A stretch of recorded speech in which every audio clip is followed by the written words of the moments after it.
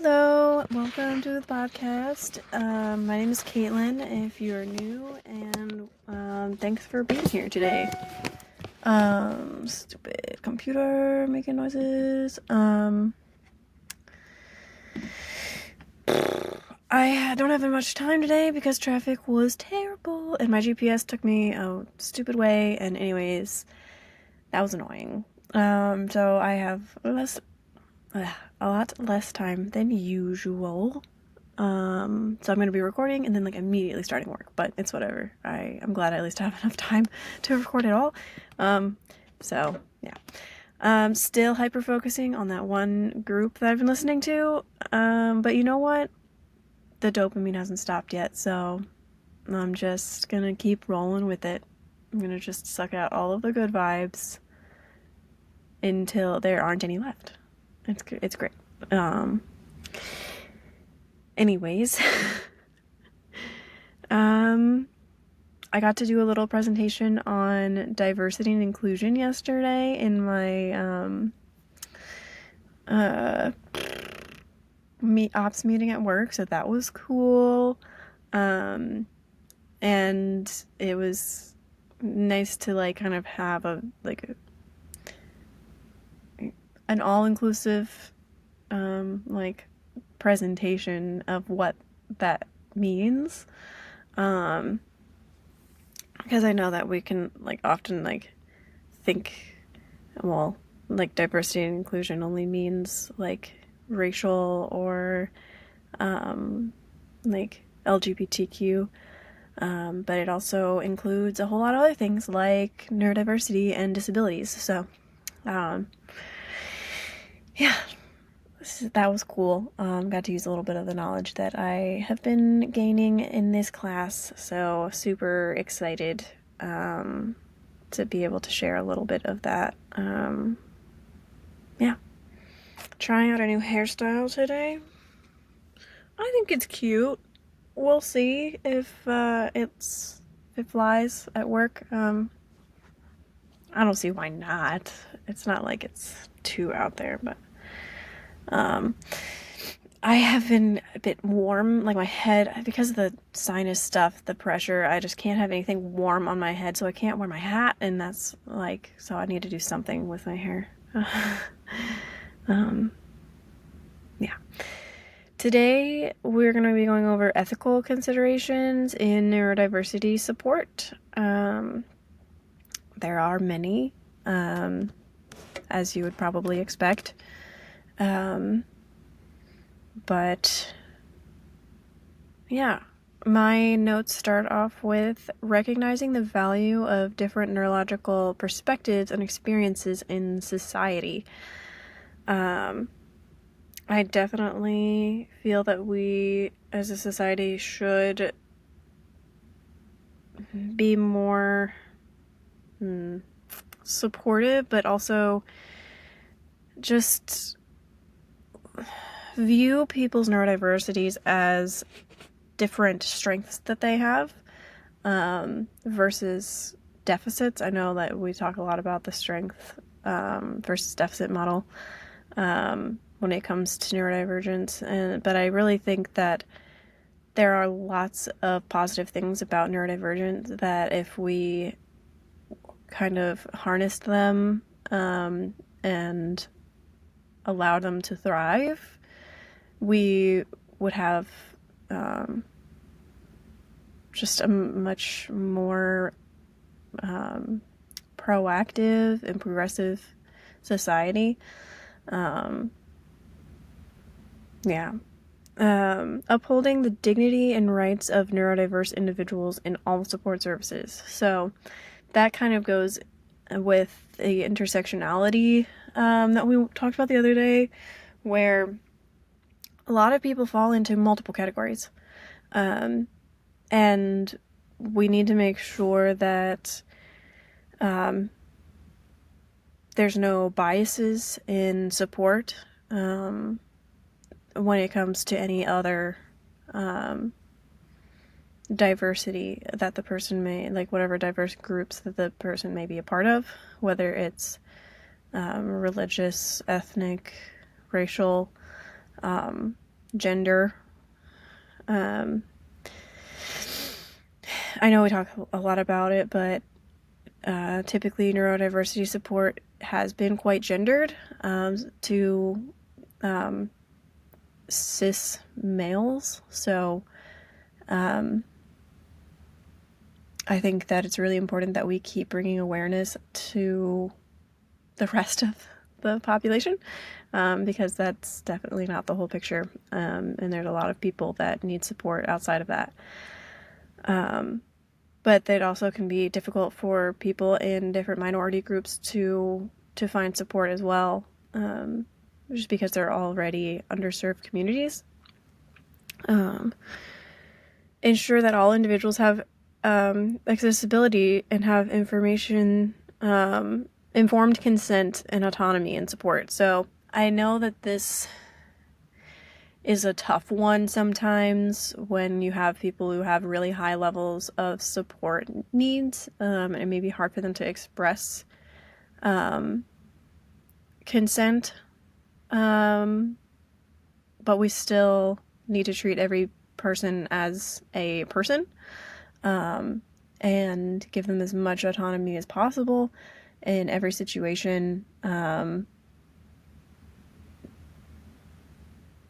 At the end of the day, we're here to support, not to control or dictate what somebody should be doing. As long as they are not a harm to themselves or anyone else, it's really none of our business what they do if that's their choice. So, yeah, it's a pretty important one. My aunt works in various like disability care facilities, and yeah, it happens. Like stuff happens, bad stuff happens, and it's really only when it becomes a danger to someone then that it's, then there's no choice in making a decision for someone. But otherwise, everybody should have the freedom of choice in their support. Respecting the decisions and determination of neurodiverse individuals in all aspects of care. So that kind of plays in with the like focusing on your strengths and like having like setting realistic goals, and setting like incremental goals too, because when you're supporting someone in anything, you want them to have their own motivation. You're just there, to, I guess hold their hand along the way, if that's a good analogy there. But like, you can't do anything for someone. You can't make someone do anything really, and you shouldn't want to. It's how do we support people in making their own goals and supporting them in what they really want to accomplish. And it's going to look different for everybody. So not kind of having what we think the person should do, but really talking to them about what they desire, and how they can kind of incentivize themselves to make changes or to do whatever is, their goal. But I know that sometimes it's easy to have our own opinions of how things should go, or like, oh, that's, that's not a very, like, I don't know. Some people might have goals that look very different to what yours are or what you think that they should do, and it's not really our place to to make them feel bad about whatever it is that they are, wanting to do, unless, of course, it's hurting themselves or others. But our role as a support person is really just to make sure that they're taken care of, have the support that they need to reach their goals. Safeguarding the personal information and privacy of individuals and support services. So that, because it's not like a therapy where it's regulated by the U.S. government or anything, there's no like HIPAA laws around coaching. It's helpful because there's a lot less regulation, so you can have a lot more freedom in what you discuss, and different strategies that you want to implement, but you have to treat it with the same level of discretion. And I know that because there's no regulation around it, it can be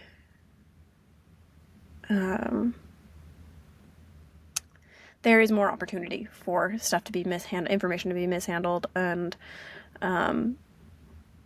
it's very important that anybody who is even thinking of doing any type of support service, that they understand how to safeguard information, and that it, what's appropriate and not appropriate to talk about outside of the session that you have, or talk about your clients. Like, it's very important that we don't share any information.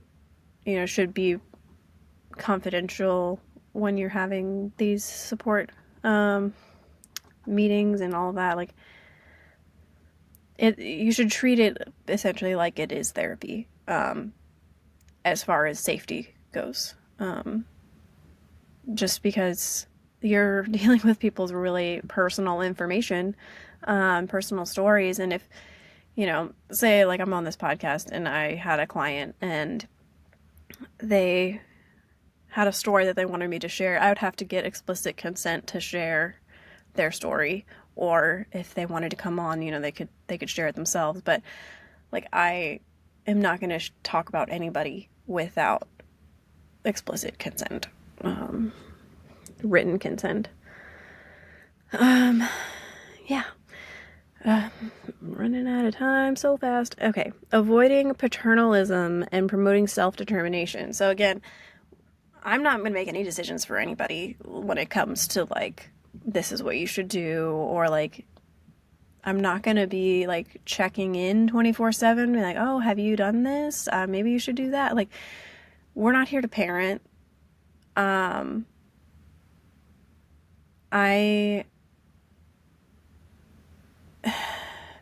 It's really important that people have self-determination, and I know that for a fact because I have struggled with it from time to time.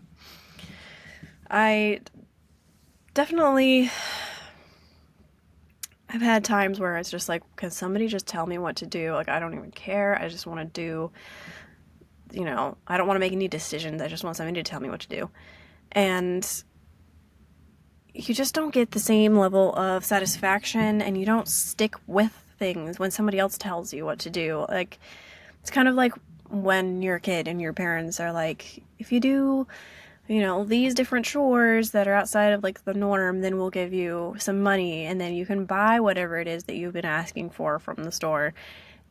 You'll treat it better because you spent your own money on it. And like, it's kind of like that.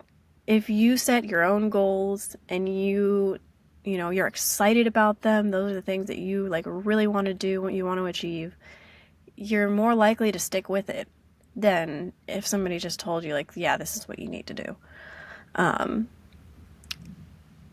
So it's really all about lifting the other person up and making sure that they have what they need to be able to achieve those things. Empowering individuals to actively participate in shaping their support services.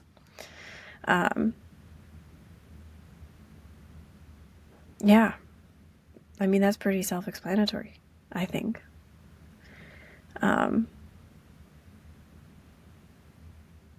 we're here to encourage and build people up.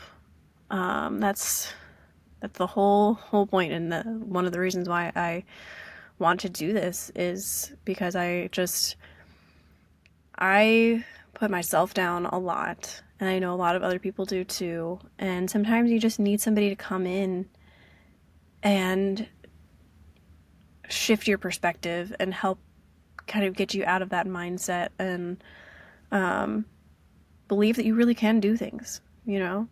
Yeah, we're neurodivergent. We've got different struggles that maybe other people around us don't have. But we have lots of good things too, and we should be excited about those and use those to, the best of our abilities and for things that we enjoy. Mitigating power differentials and promoting equitable relationships to ensure mutual respect and understanding. So that one can be a tough one, especially because it's in family dynamics or in like long-term relationships where someone there may have been a certain power dynamic for a long time. It can be really hard to change that. But again, empowering the person to kind of make those changes and see where maybe there's some things that could be better, and encouraging open communication with neurodivergent people and their families or their loved ones, just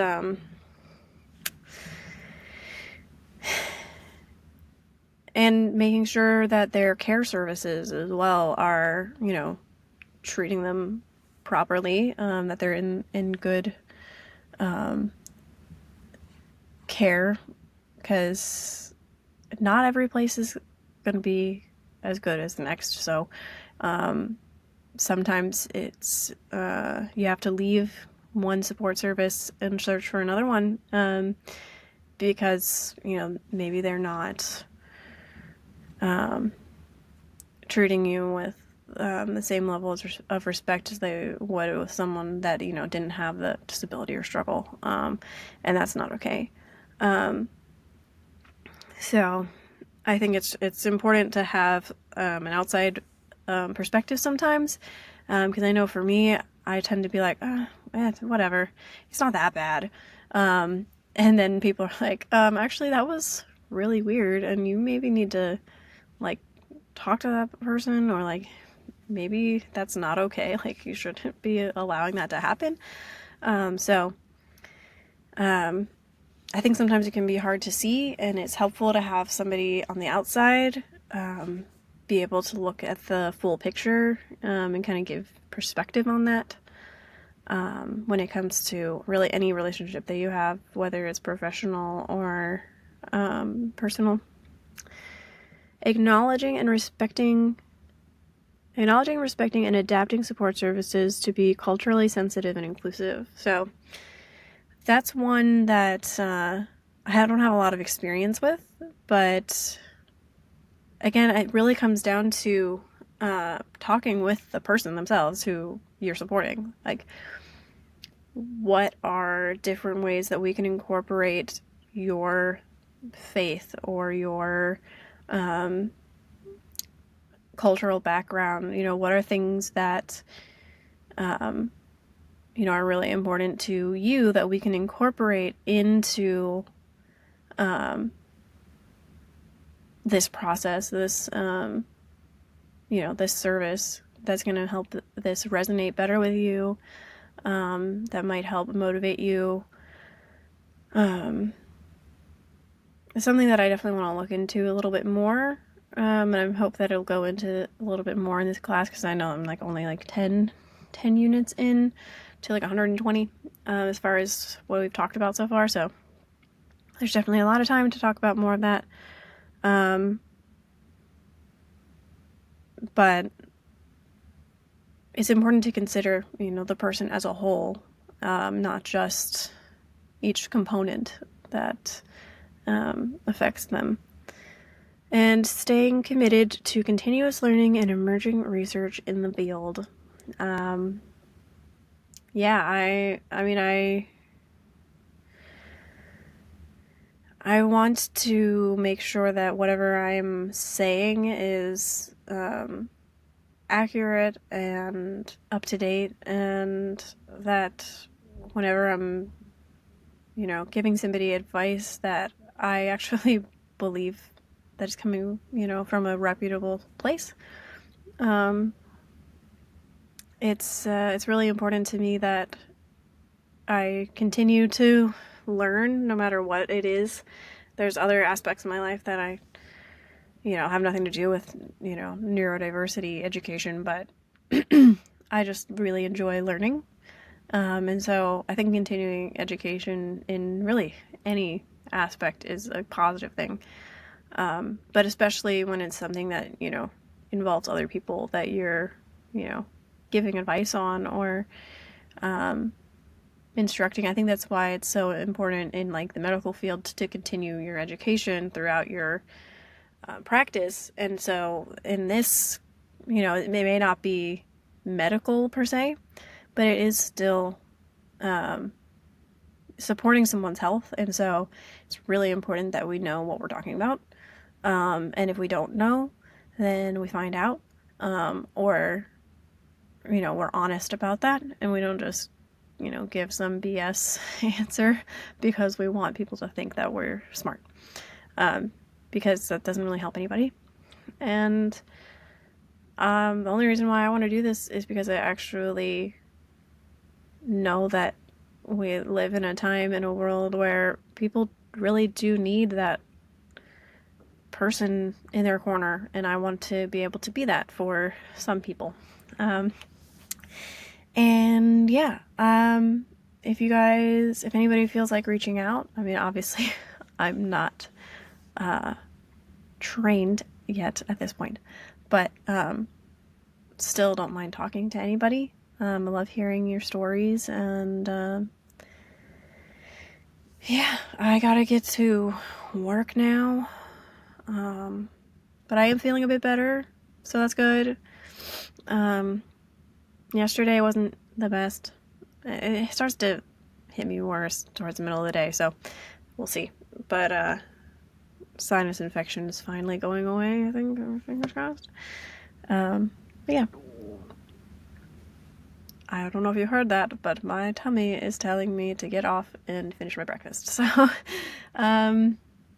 thank you for being here today, and I hope that you have a good rest of your day, whatever it is that you're doing, and that you remember that you are enough.